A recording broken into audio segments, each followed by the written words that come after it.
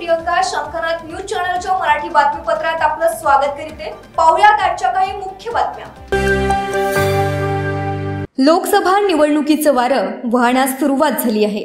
एकीकडे भाजप संपूर्ण देशात मजबूतीने आपली सत्ता बनविण्यासाठी प्रचारात जुटली आहे, तर दुसरीकडे लहान पक्ष देखील जनतेचं लक्ष केंद्रित करण्याचा प्रयत्न करत आहेत। देशातील तिसरा मोठा पक्ष म्हणून नावाजलेला बसजन समाज पक्ष देखील जनतेच्या घरापर्यंत पोहोचून त्यांना आपला अजेंडा समजविण्याचा प्रयत्न करत आहे। भाजपचे सरकार कशा पद्धतीने जनतेच्या विश्वासाचा खून करत आहे ते आम्हाला सर्व लोकांना समजावून सांगायचं आहे। म्हणूनच आम्ही बसपाच्या माध्यमातून जनाक्रोश अभियानाला सुरुवात केली आहे, अशी माहिती बहुजन समाज पार्टीचे जिल्हाध्यक्ष संदीप मिश्रण यांनी दिली। कॅमेरामॅन प्रवीणसह सनी भोंगाडे, शंकरनाथ न्यूज नागपूर।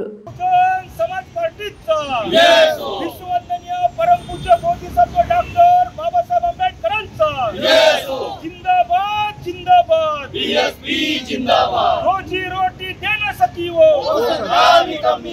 भीम जैसा जहां में पैदा हो नहीं सकता, अरे किसी की ऐसी सूरत ऐसा नक्शा हो नहीं सकता।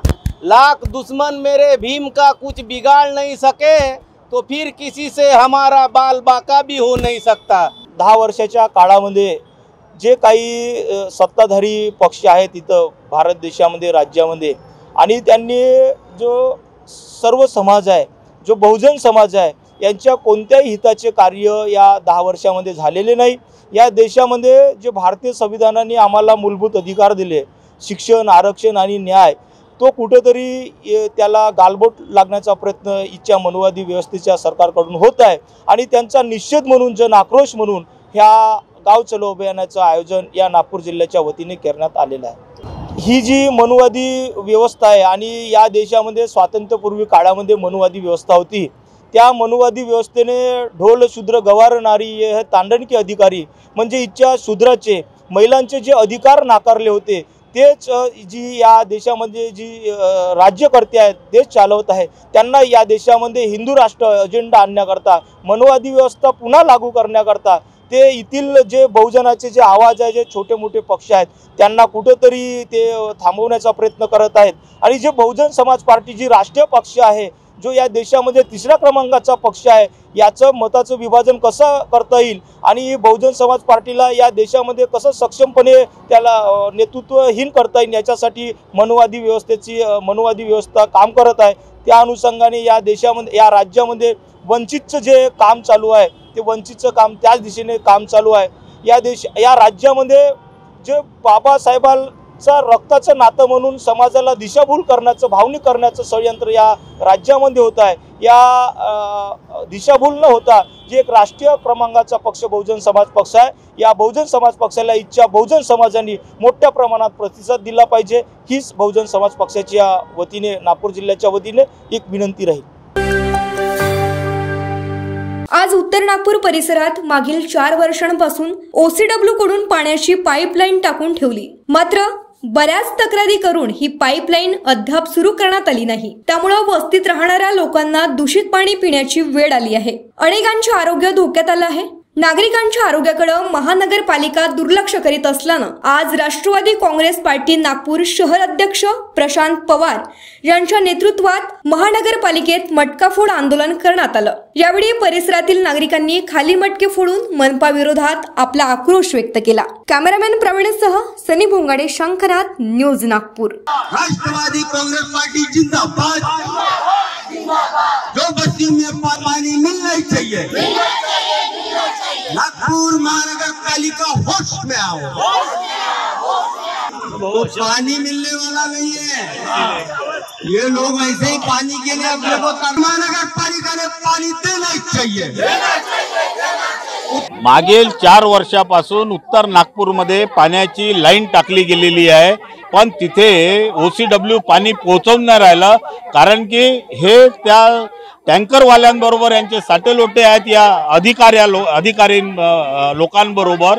आणि आज तिथं इतका मोठा प्रश्न आहे पाण्याचा की त्या एरियामध्ये पिण्यासाठी पाणी नाही आहे, आणि इतकं हे गढूळ पाणी हे जे दिसत आहे, हे माननीय राजेश माटे हे तिथले नगरसेवक होते, माझी नगरसेवक 10 वर्ष राहिले, तिथे पाईपलाईन मधूनही रक्त निघतं, म्हणजे जे कटाई होते त्याच्यातून आज हे असं पाणी निघून राहिलं आहे. त्याच्यामुळे यांच्या प्रकृतीला धोका निर्माण झालेला आहे. 350 करोड रुपयाचा या कॉर्पोरेशनला चुना लावून OCW फरार झालेली आहे आणि हे प्रशासन त्यांच्याकडनं भ्रष्टाचार करून ह्या पाईपलाईनचं काम थांबवलेलं, पाण्याचं काम थांबवलेलं आहे. आम्ही जोपर्यंत पाणी मिळणार नाही तोपर्यंत या कॉर्पोरेशन मधून निघणार नाही. आम्हाला पहिले पाणी पाहिजे. आमच्या आई भगिनींना ह्या ज्या पद्धतीनं सोसावं लागत आहे ते आम्ही सोसू देणार नाही, इतकं नक्की. अमरावती जिल्ह्यातील बडनेरा येथील रेल्वे वॅगन दुरुस्ती कारखान्याला शेतकऱ्यांनी 12 वर्षापूर्वी शेतीचा दर 40 ते 50 लाख रुपये प्रति एकर असताना केवळ कुटुंबातील एकाला नोकरी देण्याचं लेखी आश्वासन जिल्हाधिकारी अमरावती व रेल्वे विभागानं दिल्यानं शेतकऱ्यांनी आपल्या जमिनी कवडीमोल भावात दिल्या. मात्र कारखाना सुरू झाल्यानंतर या ठिकाणी परप्रांतीय नागरिकांची नेमणूक केली. जमिनी देणाऱ्या स्थानिक शेतकऱ्यांना डावललं. आता हे शेतकरी आक्रमक झाले असून जोपर्यंत नोकरी देणार नाही तोपर्यंत या कारखान्याचं उद्घाटन होऊ देणार नाही, अशी प्रतिक्रिया या शेतकऱ्यांनी व्यक्त केली. शंखनाथ न्यूज साठी ब्युरो रिपोर्ट. आमची नेमकी मागणी होती की आमची जमीन घेऊन 12 वर्ष झाले. आज रेल्वे प्रशासनाने कलेक्टर साहेबांनी आम्हाला लेखी दिलाय की आम्हाला नोकरी मिळणार. एक तर आमचं कवडीमोल भावात जमीन गेली, फक्त 6 लाख रुपये एकर आम्हाला भाव देण्यात आला. आज 12 वर्ष होऊन गेले तरी आम्हाला नोकरी मिळाली नाही. माननीय रेल्वे मंत्री पियुष गोयल, खरगे, मुकुरा, बनसळ सगळ्यांना आम्ही भेटलो. 3 GM लालवानी, यादवजी आणि सिंह सर यांना पण भेटून आलो. आता आम्हाला असं कळलं की काही दिवसात माननीय नरेंद्र मोदी यांच्या हस्ते ह्या जमिनीचं उद्घाटन होणार आहे. जिथपर्यंत आम्हाला नोकरी मिळणार नाही तिथपर्यंत आम्ही उद्घाटन होऊ देणार नाही. त्यासाठी आम्हाला काहीतरी करायला लागलं तरी चालेल, बस हेच आमची मागणी आहे.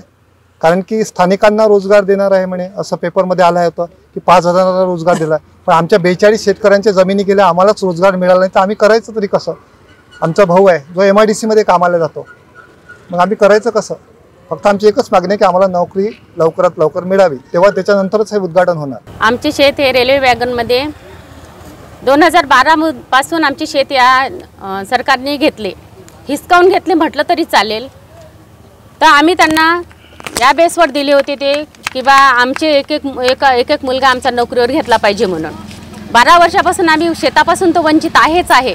त्यावेळेस आम्हाला फक्त त्यांनी 6 लाख रुपये एकर शेतीची फक्त 6 लाख रुपये एकराने आम्हाला फक्त मुआवजा दिला. त्यांनी 6 लाख रुपये एकरात काहीच होत नाही, पण तरी पण आम्ही दिला का चला जाऊ दे, एक मुलगा आपल्या घरचा बा नोकरीवर जाईल म्हणून.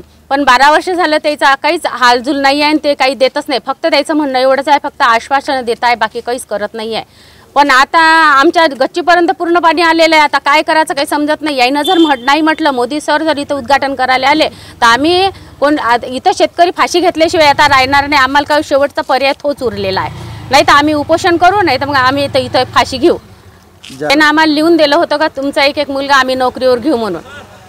पण आता कोणतीच गोष्ट त्याची खरी नाही आहे, फक्त ते आश्वासन देत आहे, बाकी काहीच नाही आहे. चंद्रपूरच्या आयोध निर्माणी उपमहाव्यवस्थापकांच्या शासकीय निवासस्थानी 4 बिभट पाहुण्यांची एंट्री झालेली बघायला मिळाली. कुटुंबातील सदस्यांनीच रात्री 2च्या सुमारास निवासस्थानाच्या पार्किंग भागात आलेल्या 4 बिबट्यांचं चित्रीकरण केलं. चांदा आयोध निर्माणी कारखाना भद्रावती शहरालगत आहे. ताडोबा अंधारी व्याघ्र प्रकल्पाच्या बाह्य भागाला जोडून कारखान्याचं विस्तीर्ण जंगल आहे. यामुळे कारखान्याच्या परिसरात वन्यजीवांचा सतत वावर असतो. वर्षभरात वाघ, बिबट, अस्वल, हरिण यासह शेकडो वन्यजीवांचं दर्शन इथल्या रहिवाशांना होतं. हजारो एकर पसरलेल्या आणि घनदाट जंगल असलेल्या आयोध निर्माणीत निषिद्ध क्षेत्रामुळे सामान्यांना प्रवेश बंदी आहे. ताज्या व्हायरल व्हिडिओनंतर वन विभागाच्या वतीनं पिंजरे लावून बिबट जेरबंद करण्याचा प्रयत्न केला जात आहेत. शंखनाथ न्यूज साठी ब्युरो रिपोर्ट. तर हे होतं आजचं बातमीपत्र. पुन्हा भेटूयात पुढील बातमीपत्रात. तोवर बघत राहा शंखनाथ आवाज सत्याचा. नमस्कार. तुलसी प्रेरणादायी बहुउद्देशीय सेवा संस्था, नागपूरमधील सर्वोत्तम फॅशन डिझायनिंग कोर्सेस. तुम्हाला फॅशन डिझायनिंगची आवड आहे का? तुम्हाला स्वतःची फॅशन डिझायनर म्हणून ओळख निर्माण करायची आहे का? तर मग तुलसी प्रेरणादायी बहुउद्देशीय सेवा संस्थेच्या फॅशन डिझायनिंग कोर्सेस मध्ये प्रवेश निश्चित करा। 6 महिने आणि 1 वर्षाचा सर्टिफिकेट कोर्स। प्रख्यात फॅशन डिझायनर शुभांगी गोस्वामी यांच्याकडून प्रशिक्षण। नवीनतम फॅशन ट्रेंडचे शिक्षण, व्यावहारिक प्रशिक्षणावर भर। या अभ्यासक्रमात नऊवारी, ब्लाउजचे प्रकार, one piece, block painting, fabric painting, CAD म्हणजेच digital designing, gent garment, designer ड्रेसचे वेगवेगळे प्रकार, साधा सलवार, पंजाबी ड्रेस आणि ड्रेपिंग। प्रवेश फी 6 महिने अभ्यासक्रमाकरिता 7,000 आणि 1 वर्षाच्या अभ्यासक्रमाकरिता 15,000। आजच संपर्क साधा आणि आपले नाम नोंदवा। तुलसी प्रेरणादायी बहुउद्देशीय सेवा संस्था, धन्वंतरी नगर, वंजारी भवनाच्या मागे, उमरेड रोड, नागपूर।